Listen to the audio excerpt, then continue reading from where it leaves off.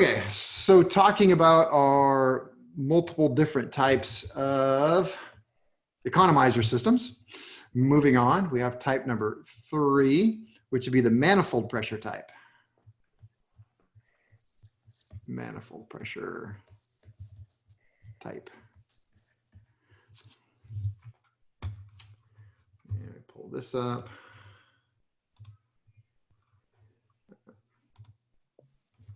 Okay, while this particular type is something I've never seen, I would say you want to pay special attention to this one because the concept under which it works under works so many other things that we're going to discuss through the rest of this semester, except for props.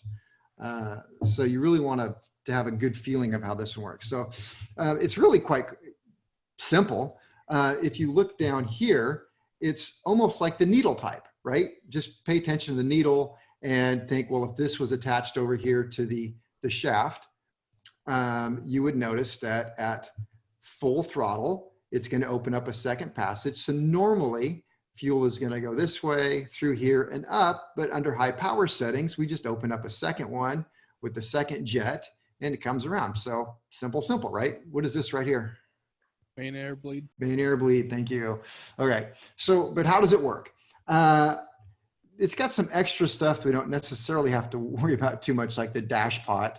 And the fulcrum, of course, is the pivot point. So that's to say that as this end goes up, this end goes down. But a dash pot is just a shock absorber so that it doesn't move really quickly. And all right, so this right here is just a spring. It forces it upward. So this is the key to it right here, is this bellows. And so it's an evacuated bellows. It means that it's either under a vacuum or they'll put an inert gas under it. So this goes up to the manifold pressure, which we now know manifold pressure is really this pressure right here. It's above the venturi and, well, I should say it's above the throttle plate before the cylinder. So it's measuring that pressure. So at a time when this is closed, what kind of pressure do we have in this area here? A vacuum. Super hot or super low. Vacuum. Vacuum, very, very low pressure. It is a vacuum. It is sucking. So if it is a low vacuum, you have to think about what this sealed bellows is going to do, and it is going to expand. So just like if we take you go up in the mountains, and if you were to take a soda bottle or a bag of chips, and you take a bag of chips, good ones. You take a bag of chips, you buy a bag of chips down here, and by the time you get up to Tahoe, that bag of chips is ready to explode, right? And so that is the same thing. This is our potato chip bag. And so it was sealed up at a much lower altitude. So we have this massive vacuum on it. So it is going to really want to expand. And when it expands, it blocks this off. All right. And so now we open the throttle. We'll just go to wide open throttle. And when we get to wide open throttle, the pressure up here has gotten significantly higher. So high pressure, just like a bag of chips, it is going to compress our bag of chips over here, our sealed bellows. And when it compresses this, it pushes all of this down and opens that up. Simple, right? So you're going to be looking for this evacuated bellows system to be on many, many different types of carburetors. We're going to see it in action on pressure carbs, fuel injection systems, anything that has an automatic mixture control. Almost anytime you say automatic mixture control, we'll get into that later, you're going to look for something to do this. Turbochargers are going to use something very similar to this for controls under some ways. So manifold pressure type. So and get used to that. What is MAP is manifold absolute pressure. As MAP is increased, a sealed bellows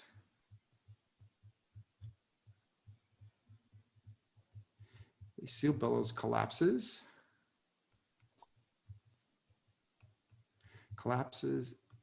and allows a valve to open which adds fuel,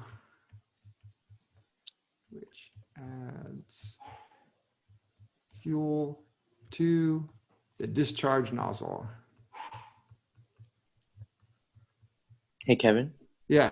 what material is the bellows made out of, since it has to be like flexible? It actually can be made out of, because it doesn't have to move very much. It can move a tiny, tiny bit. A lot of them are made out of like brass or bronze, metal.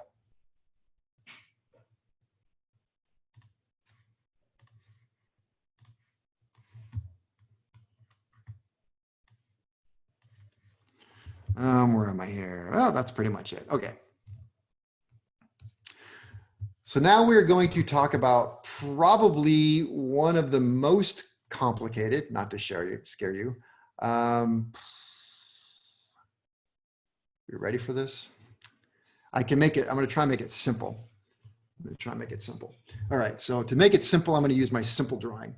And this next one is called the back suction type. And it's actually quite common. I don't know if you guys can hear my son screaming in the background. He's playing Fortnite. Okay, so the back suction type is going to, well, let's do this. So we talked about the fact that we have a certain amount of air pressure in the float chamber because it's sealed. It's not open to the environment. And to get fuel out of the discharge nozzle, we must have a difference in air pressure between what is here at the nozzle and what is inside of this float chamber. And if I could make, even though this is a vacuum, if I were to take and put an air line, that's just gonna be my air line right there like that.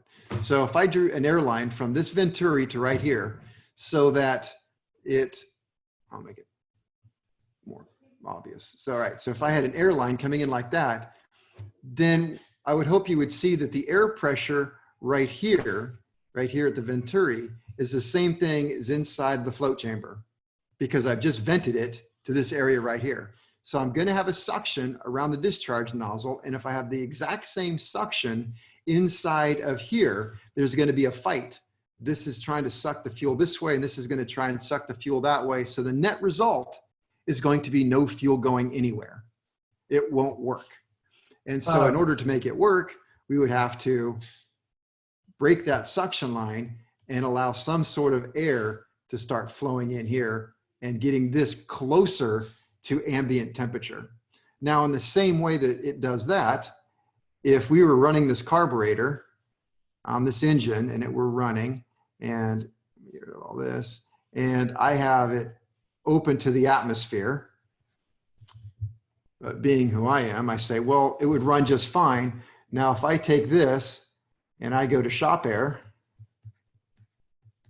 110 PSI, what is going to happen to the outlet right here? It's gonna blow out. You're going to get so much fuel, it would be quite shocking because it's number one, you've got a suction pulling it out. Now you've got something blowing it in. You're literally going to blow it right out of there. All right. Make sure you use composite floats to do that. Otherwise you'll flatten these. Yeah. Don't ask me how I know that. Right. So because what you're doing is you're really changing the differential between these two. So under normal operating conditions, we'll just make up a number. We'll say that there's a difference of, let's just say, and I'm making this up, I don't know this, let's say there's a difference of 1 inch of mercury between the two. Well, that's enough that it's going to draw out and pull out the right amount of fuel. Well, if I could double that and make it 2 inches of mercury difference between here and here, or if you want to think about PSI, we could do that too, but then I have to really think that through because 14 PSI is 30 inches. Math is too hard. So we're going to double the amount of fuel that's coming out of here, right? But if, okay, so we take that thought. So if I could do this and I go a 1/2 inch of mercury difference between this area above the discharge in the venturi and over here, then I'm going to have less fuel, right? Half the amount of fuel coming out. So hopefully you can kind of see where I'm going with this. So this system here, this economizer system, what we can do is use this vacuum, use a vacuum of sorts or air pressure inside of the float chamber to control exactly how the carburetor behaves. So all I would have to do is really bring this up over here. Let me think here. Kind of bring it over here like this and open that up. And if I did that right now, based upon what we know about how the discharge nozzle works over here, what would the pressure be inside of this? Vacuum as well? Mm-hmm. There would be a vacuum. Why? Because air is leaking around here, and we have a venturi, and that venturi is going to create a suction and try and suck some air out of here. And so that's going to be a vacuum. So that would be a vacuum. Now, what you want to do is use this exact same concept, but strategically place this. And it's usually over on the other side. So that's why it's a little more strategic, hard for me to do it in this drawing. But let's see. So if I were to change this, what I want to do is I want to create something whereby when the throttle plate is in mid-range, not wide open, but not necessarily at idle, I want to pull off a suction right there. We'll just do it right there. And so there's my suction. And so what is going on here now is that in the mid-range, and again, this isn't going to work when I close the throttle because it really needs to be over on the bottom side of this one here.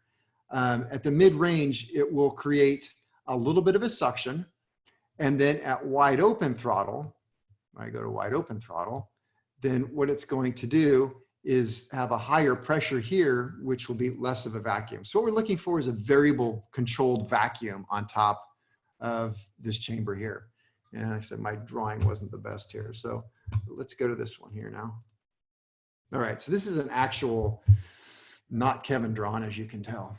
So this is the back suction type right here. And this is a marble shoveler. And so what we're looking for is that it says right here, the economizer channel.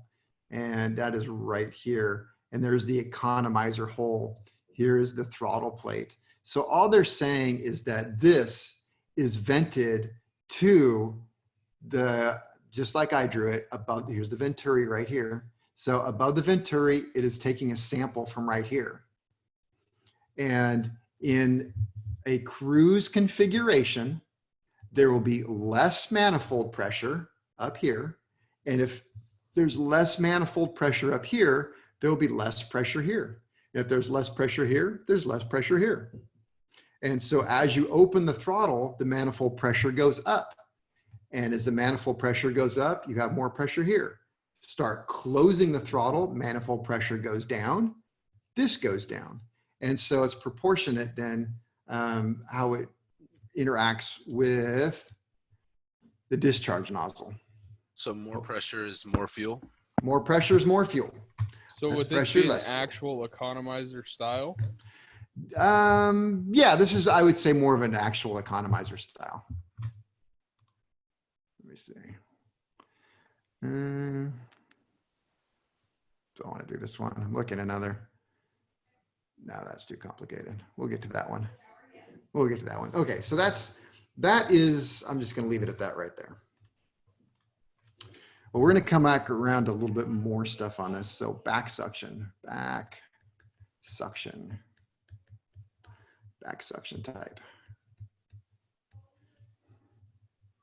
So in cruise, I have vacuum. So let's say vacuum. I kind of want to say, I'm going to do this for a reason, lower pressure. So I wanted to say vacuum, but kind of leave it there so you get the idea. Lower pressure is applied to the float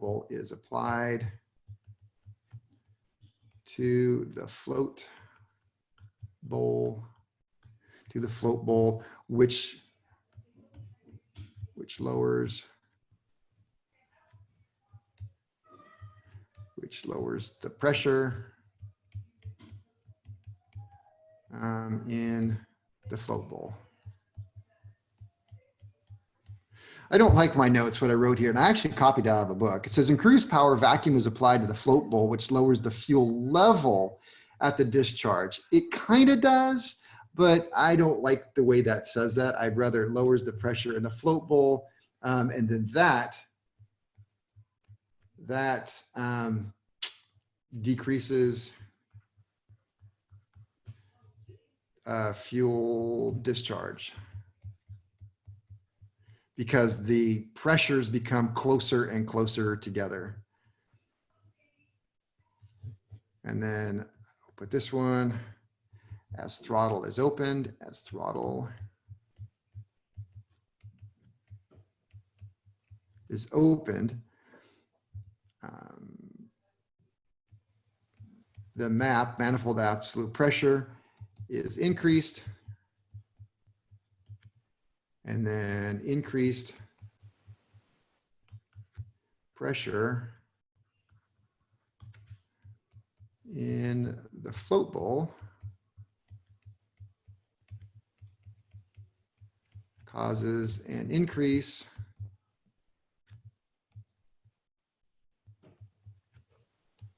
in fuel discharge.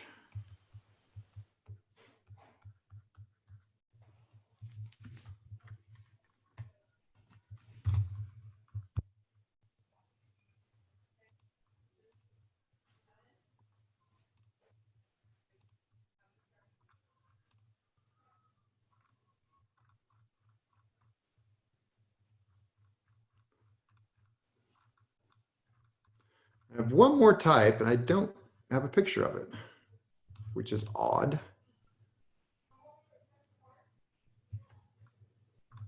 Let me see if I can find one. Is it the disc one? What's that? Is it the one with that uses discs? Actually, no, that's actually a mixture type. Let me see, 24, 25.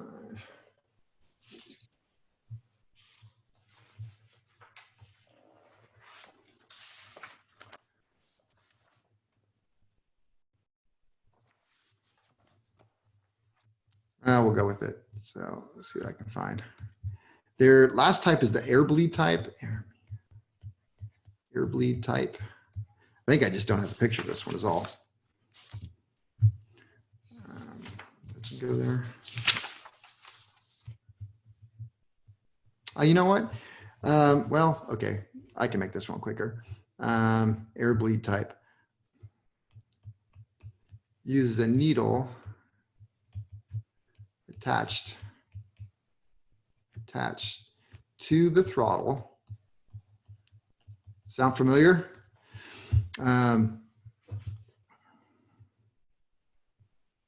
Like the accelerator pump? No, it's going back to what we just talked about, the needle type. Oh. Okay, but this time, instead of modifying fuel, the needle modifies air. So you add more air, that's the same thing. And we're going to see some other examples of that in mixture control system, but I don't have a picture of that one. So full throttle, the needle valve closes off, and then it would limit the amount of air going in, and therefore you'd have more fuel. So remember, you have a suction going on at your venturi. It needs fuel or air to satisfy the suction. If you give it air, it's going to suck out less fuel.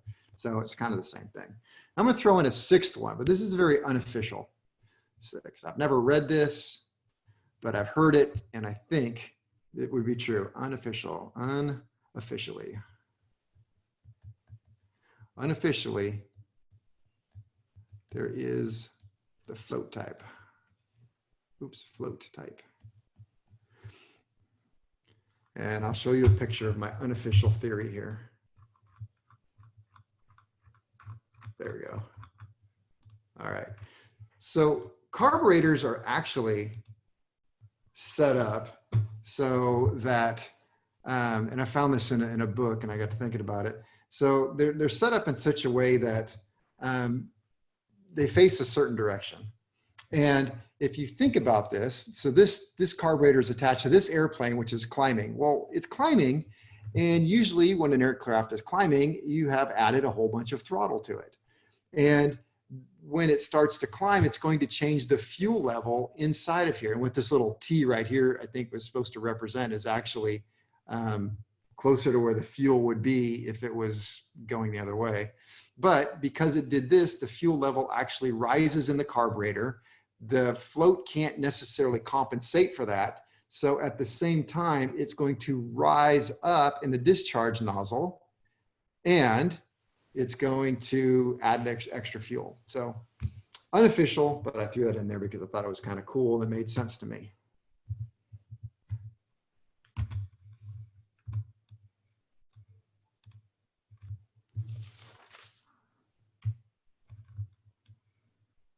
I'm fixing my slide. Okay. So unofficially, there's the float type. So I'll just put here that as the aircraft climbs, the float level gets higher. The float level.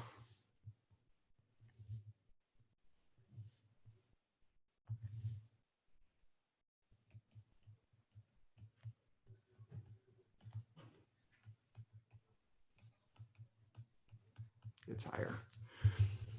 All right.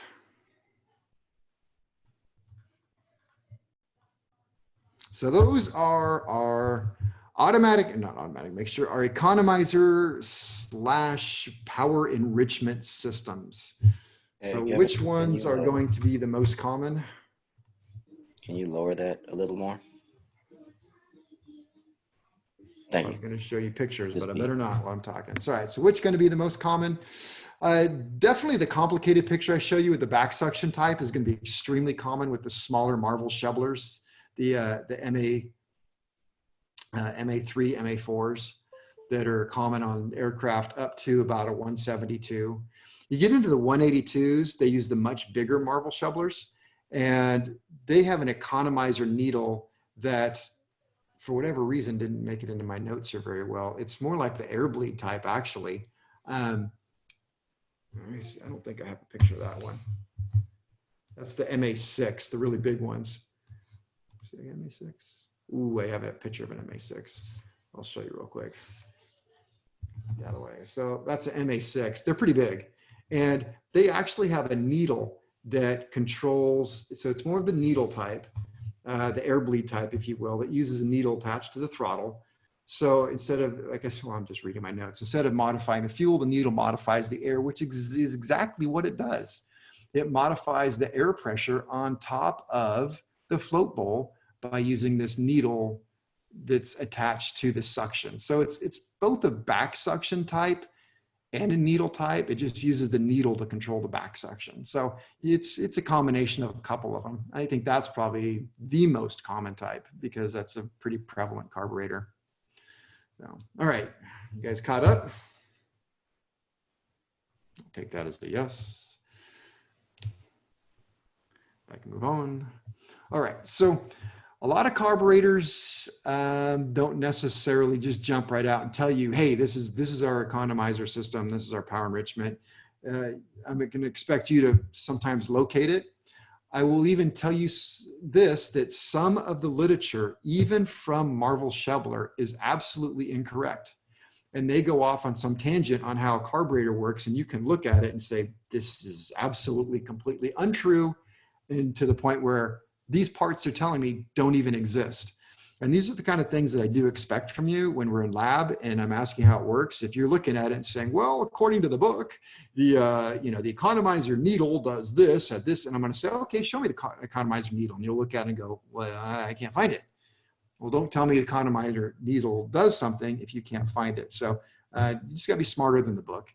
And you guys are, so it's not a concern of mine. So, all right, so economizer systems. I don't want you to confuse these two. They're very, very different. Economizer system happens completely and totally on its own. As a pilot, you have absolutely no control over an economizer. It's built in there. It's almost like pilot protection, if you will, or protection from the pilot. But this is different. This is a mixture control system, mixture control system. The mixture control system is directly connected to the red knob in the aircraft. This is pilot operated. So I'll write that, pilot operated.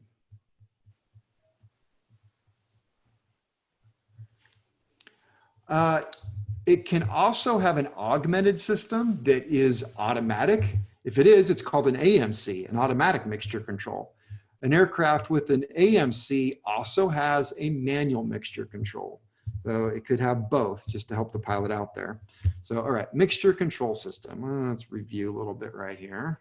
So mixture control as altitude increases, air does what? Well, one, it has less pressure.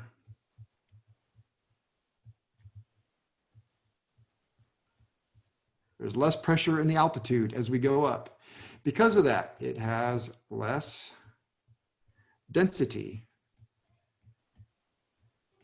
There's also less density in air that is hot, less density in air that is humid, and has less temperature.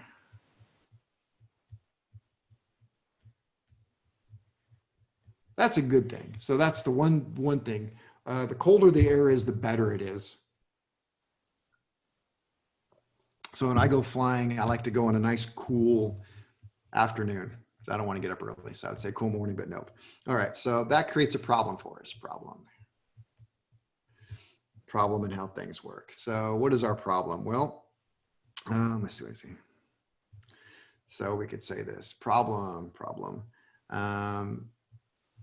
as altitude.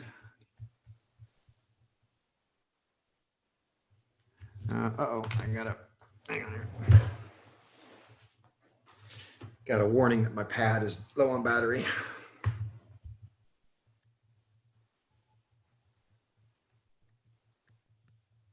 There we go. All right, so as altitude,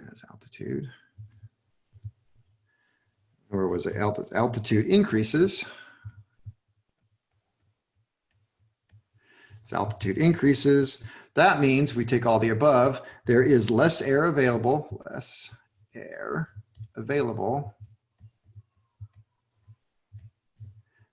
for combustion. Remember that the venturi, the item that is actually measuring the air going into the engine, a venturi works off velocity.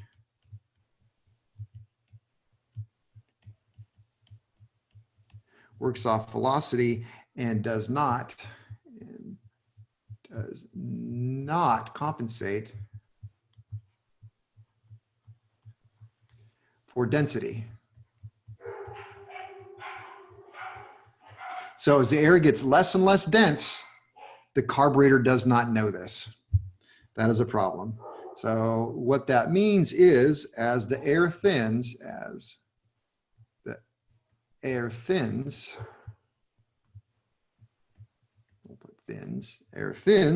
the same amount of fuel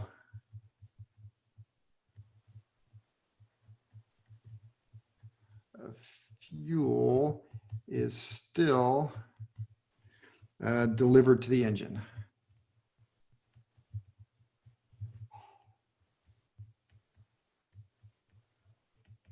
That is a bad thing.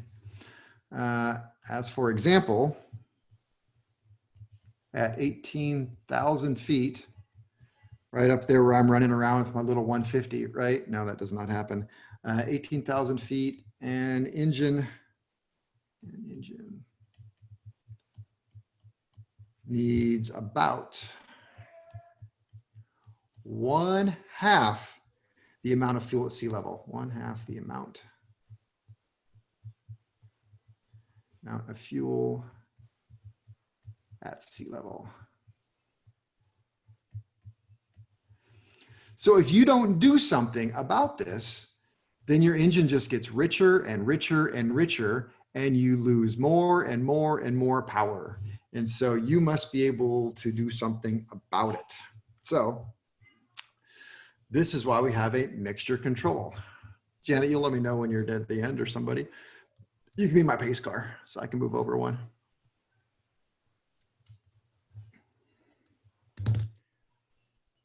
You are with us, right?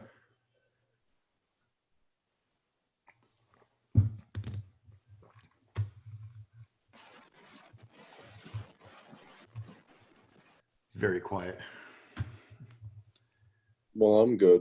Okay. I can see Eric's writing. That's cool. Yeah, All right. everybody's Thumbs writing up, away. thumbs up.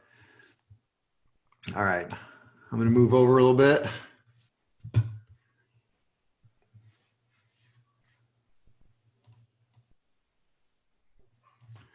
Over and up. All right. All right. Kevin says, if anyone needs to see previous notes, I have typed and can have a link shared to whoever wants to see it. Well, great. Now they're not going to pay attention to me. Kevin, thanks. All right. Okay. Mixture control. I'm just teasing you. Mixture control.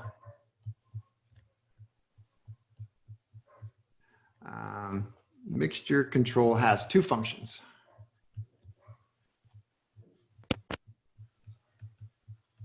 Two functions. I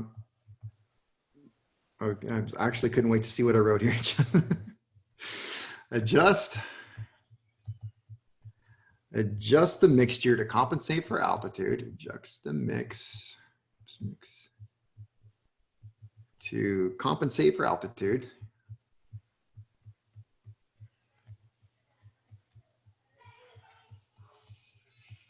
And two,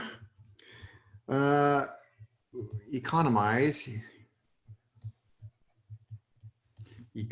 fuel flow at cruise settings. Which really, they're kind of the same thing, just a little bit different thought on it. So when I look at one, adjust the mixture to compensate for altitude. As I go up for altitude, if I do nothing, I am going to lose power. And that is not good because I want to climb, I want to get higher. I'm already losing power because of the decrease in density. And so to also lose it because I'm over-richening the engine is a double loss. So by using the mixture control to pull back, I bring it back. I can bring my power back into best power, which is a good thing. So two, once I get to a cruising altitude, as we looked at in the first few days of the lecture, I also want to economize. I want to get better fuel economy, if you will, out of my aircraft. And so if I'm not climbing and I'm not really even looking for best power, then I can start pulling back my mix and I can start leaning it out and saving the fuel. So, and now, as you know, we could actually go on the lean side of peak EGT if we wanted. That's controversial, but you can really start getting back in there. So I'm kind of looking at some of the notes you guys are writing in your chat. Am I going too fast for you guys, or is it typically just normal for me? I feel like it's been normal, but It's all right. It feels like it's normal, but it's a tad bit too fast, but I can catch up. It's for some people I might have. Yeah, it's Okay. a little bit faster than you are in class, but I think it's because in class more people are like talking and asking questions, whereas here you either have to type or speak, which we're trying not to speak because it messes up your recording. Jeanette says that she keeps pushing the go slow button. I do don't have a question. And I haven't seen that yet. So let me see. Hit the slow button again. A little bit Okay. fast. I don't see that it even shows up like that. Yeah, I don't even You know just where pushed it. there it is. I think you got to go on the participants tab, and then when Yeah. you see Janet, it'll say "Go slow" next to her name. Or like Oh that. yeah, okay. So like Hector's got okay, so Hector's hitting something. It looks like it says go faster. Yes. Oh, I see. No. Kevin's got something. Oh, okay. Yeah, I can only see so many of you at one given time. Oh, let me see Do what you happens. mean economize in your terms or in? Yes, economize in my turn. Better fuel economy. Okay. Yep. Okay, better fuel economy. All right, let's talk about three types. Three types. I feel like I missed something here. Shouldn't this should be, That should be 3 and then going to 4. yeah, this was 3, that's why. This is 3. This is 1 before 5, which makes it 4. All right, 3 types. 3 types. 1, back suction. You've pretty much already heard this term before, right? Now I'm going to spend, in theory, a little bit of time on this because it is actually an extremely simplistic, easy to understand system that seems to baffle people to pieces. So let me see here. All right, so this is one of those things where if you don't understand it, hoping that you will suddenly later probably won't happen. So, let me see, you guys are making noise again. There we go, mute all. I made you be quiet. Okay.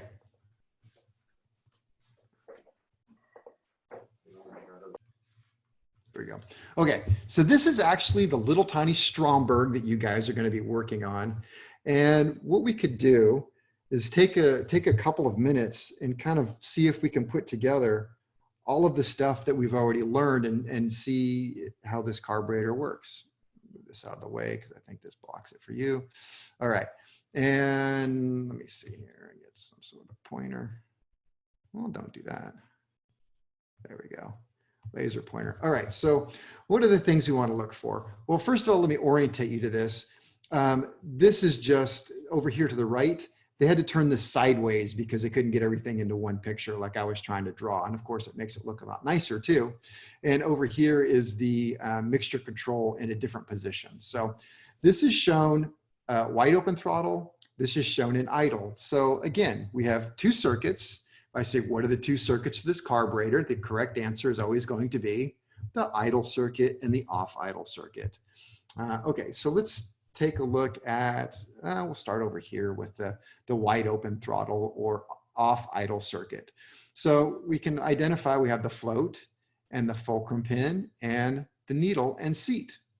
All right, so fuel is going to come in through here. It's going to go through a strainer, which is right there into a strainer. And if the fuel is low, the seat is going to drop. It's going to allow fuel to come in and fill it up. Now in operation, what's going to happen as we start using fuel, this is going to be in a state of perpetually a tiny bit lower, allowing the right amount of fuel to constantly flow in. And that's already compensated for in the design of the carburetor. So we look at here and it's going to go through the main metering jet. And remember the main metering jet, when does it actually have a function? Only at wide open throttle. So the main metering jet has been designed so that it limits the proper, produces the proper amount of fuel at wide open throttle. Anything less than wide open throttle, it's using less fuel. So the main metering jet really doesn't have much of a job there. So it limits at wide open throttle. So we have our fuel comes up through here, and now it's going to head into the discharge nozzle. So what's making it come out of the discharge nozzle? Well, the venturi is. So here we have the venturi. So this is the inlet. So inlet air is coming in through here, hits the venturi, creates a low suction, draws fuel out of the discharge nozzle. But if you remember, we always want to atomize our fuel. So we need to add a little bit of air in here to decrease the surface tension, to make smaller dropules, and that in turn gives more surface area for faster evaporation of the fuel inside of the manifold. So where's my main air bleed? Well, here's my main air bleed right here. And then notice the main air bleed is behind the venturi. And when you see it behind the venturi, that's going to tell me that that is going to be ambient air pressure. Right? So air inlet pressure is yellow. Let me see, it's pretty much inlet pressure is ambient, more or less. I guess they're showing it in various shades of yellow. So air comes, actually the inlet to the carburetor is like from here to here. You're just not seeing it. Also, air is going to come up through here, and it actually runs up a little passage. It bumps into the top of this and has to turn around and go back down. And that little turn around and go back down is actually a design air filter. And so that any sand or something would get up, it would bounce and come back down. And notice that there is a main air bleed. It's actually a calibrated orifice, because if it's too big, I'm going to get too much air. If I get too much air, then I'm going to get a lean mixture. So it's got to be just enough air to do the job and not enough to be air coming out of the discharge nozzle. That's not a good thing. So there we have our basic discharge system right there.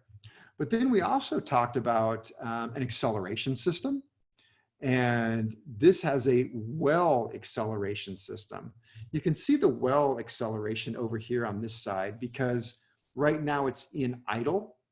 And so in the idle position, the discharge nozzle is not working. And so this right here is unmetered, it's just fuel sitting around in here waiting to be used. And these are the little wells over here. So when I rapidly open the throttle, this is the well here, and this is the well here. And you can see it actually backs up into here. When I open the throttle rapidly, it's going to suck the fuel out of the main air bleed, which you can't see, and the wells around it, and that's my extra fuel. So all right, let's look over here to the right then, and let's talk about, this is our idle system. So during idle, we know that there's not enough pressure, not enough suction to activate the main discharge nozzle. So we're going to look over here, and just it kind of comes off of here. You can't see it on this side. So off of here, we have the idle metering jet, which limits the amount of fuel at idle going up into the idle tube. And the idle tube, as you can see, these little dots must have air in it too. So we have to have an air bleed. So it just has a little hole that's going to come in here, and this tube has holes drilled in it. So, all right, so the fuel comes up, enters into the idle metering jet mixed with air, and it comes up to the discharge nozzle. Now, you notice this one, it only has really, well, it's got two discharge nozzles, one here and one here, just like we showed before, but it doesn't have 3 or 4. So in this particular drawing, they're showing one is pretty much open all the time, and the other one is the one that we control with the idle mixture. So in this particular position, we're drawing out fuel from both of them. And as this needle opens up a little bit more, I'd say it exposes out a little bit more, maybe allows a little bit more to go out. But that's how that's going to work. So, all right, we got the main discharge. We got our idle system. We talked about our accelerator system. How about economizer system? Do we see an economizer system on this one?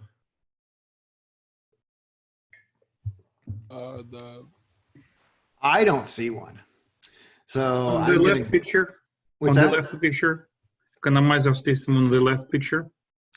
Up here on the top. Oh, economizer system. There isn't, that I can remember, any sort of discussion of economizer systems, but let's take a look at this. I have some passages that are drilled into here, and you'll notice there is in fact a passage right here that goes from here through something and down to here.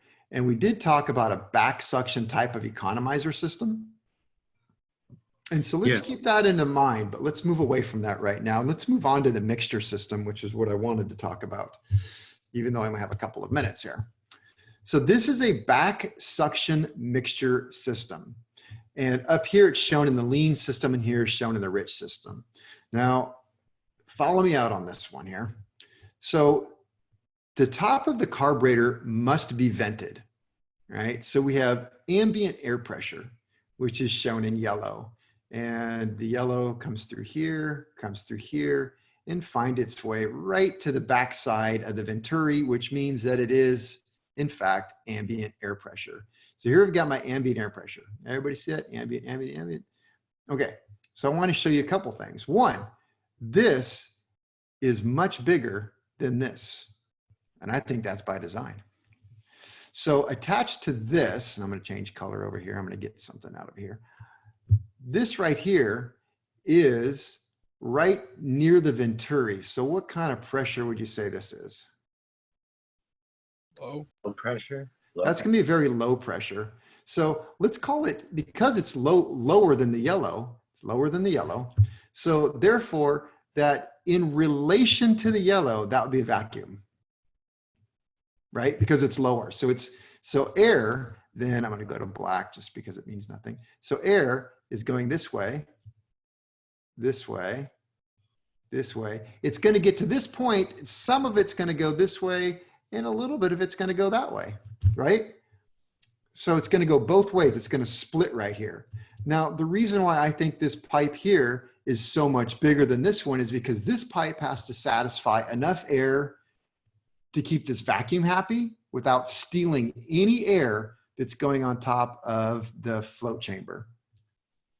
And I hope you can follow that. So big fat pipe, enough air to satisfy the vacuum that is coming out this way, and enough that it can go this way and fill this chamber up. So as far as this chamber is concerned up here, more than enough air. It's very happy. It is fully satisfied. It is yellow ambient air. Everything's good. All right. But let's just stop here with that and think about something. At some point, at some point, and I'm looking at the time, don't worry, this might be closed. This might be closed. And that means that all of this down here is going to be yellow. There is no suction. It's all just yellow, which means that everything on top of the float chamber is yellow, which means that this has no effect. So it's just getting all of its yellow air. I got to switch to black or something. All right, what will be closed? So what's that? So when the throttle valve is closed, don't worry about what I just said there. Never mind. So when the throttle valve is closed, I got ahead of myself. I'll get to that. When the throttle valve is closed, yellow, yellow, yellow, yellow, the whole thing's yellow, and we have no problems. So we'll say this is super dark yellow. And then if we open up this, as we start to open it, think about terms of economizer.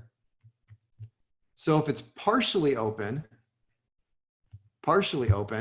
then this is going to be a little bit yellow and a little bit more bluish, if that helps me, a little more bluish. And that means that there would be just a slight bit less of pressure in here. If there's a little bit less of pressure here, what does that mean to the output? Less fuel. Little bit less.